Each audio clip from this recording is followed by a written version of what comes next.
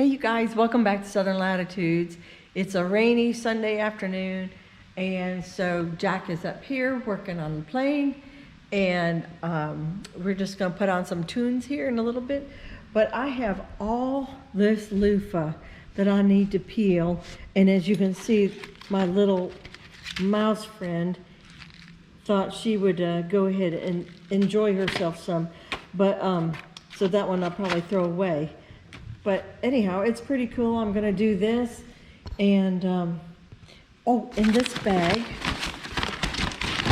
I found a bag full of beans, and I didn't know. I just thought they were whatever. I wasn't excited. They've been sitting in there for a solid year, and it turns out that these are white cannellini beans from over a year ago.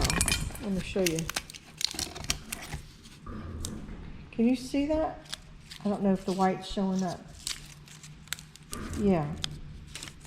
Oh, there you go.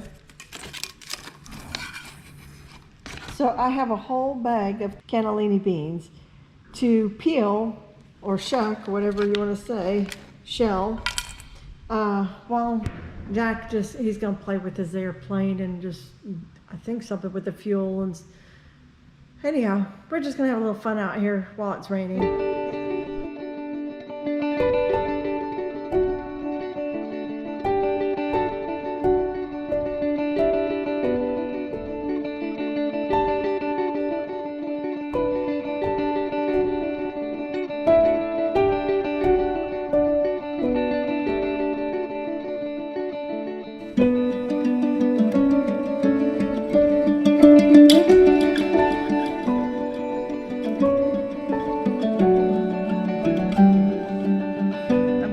This section, next time you see me, I'll be at home.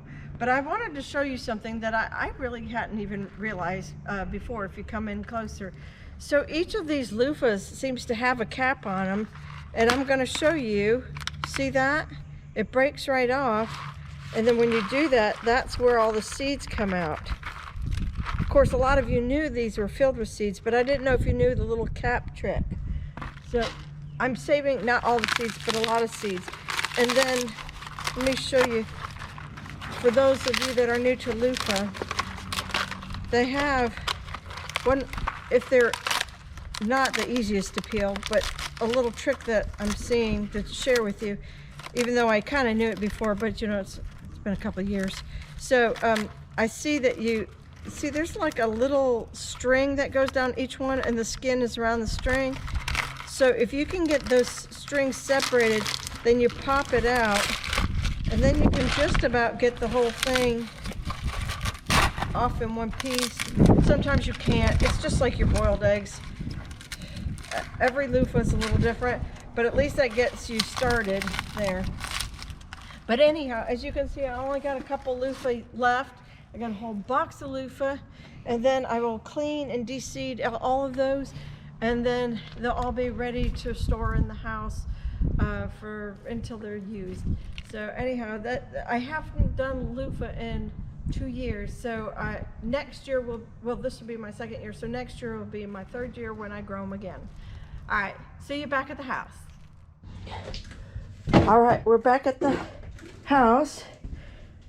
Technically my shed, and I had to get this potato fork. That's what I call it. And we're gonna go out here to, I think this morning's project's not gonna take me but a second. The rains finished up yesterday. Let me start there. And it's super cold this morning for me. Not for you if you're in New York. This is probably something you put your bathing suit on. But I'm in long sleeve shirt. I've got all these blueberries here, and actually there are some blueberry blooms, buddy. Jeez.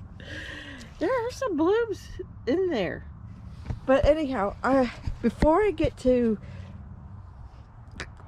recreating the space, there's some ginger somewhere on the side, and I can't remember where, and the leaves have died back because that's what they do in the winter. But I'm just going to put this fork through here and see if I can't find my ginger. It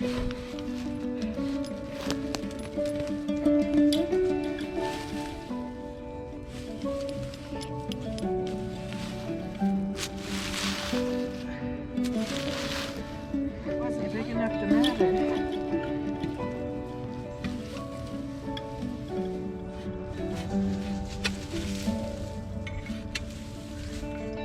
Wait, there it is. There's one. I don't know if that was it though. The only.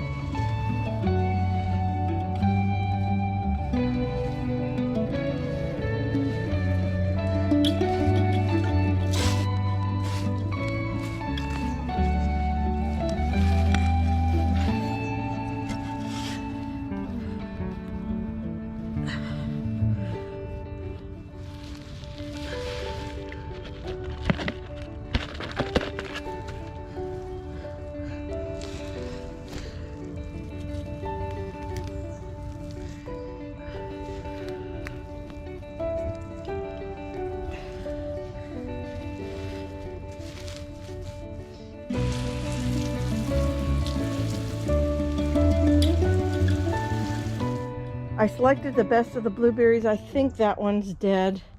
So here you go. That's the blueberry patch. I'm not done yet because I still got to throw this irrigation tube down this way. But I thought I'd stop for just a moment and show you that I have, this is my rose bush that always sits in here. And then I have turmeric. So the bases, I guess, are right here. Oh, look at how the leaves have died, died back for winter. And I was going to use them to help me figure out where to, pull up and stuff. I guess I can just bring the rake on through. So I know there's turmeric right in here somewhere. Yeah, I could. Yeah, look at that. Here, let's just pull one for you. See. That might, oh my goodness, look at that. That's beautiful. There's another one I felt over here. Yeah, right there. So, this one I think is the one that bloomed. The thing is, I don't really even need turmeric this year. I have so much in the cabinet. But, I may just pull this one because it's huge. Looks like it needs to be broke apart anyhow. Hold on, let me set you guys up.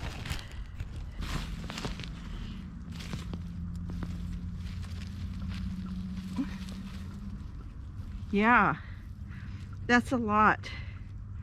I could easily break that apart, take this for in the house, and then just re-establish this one back on down there. No harm done. Little bits taken, a little bits preserved back for the next year's growing season. Of course, I have multiples in here, but that's how it's done. This is plenty for a long time, or as you can see, there's little fingers in there. You can give away a finger to a friend. That doesn't sound right, but you can do that. You can give away, just break it off here and give it away, and that's good. So this was given to me. I have two. This location is from my friend Lori, and then I have another location from my friend Lee.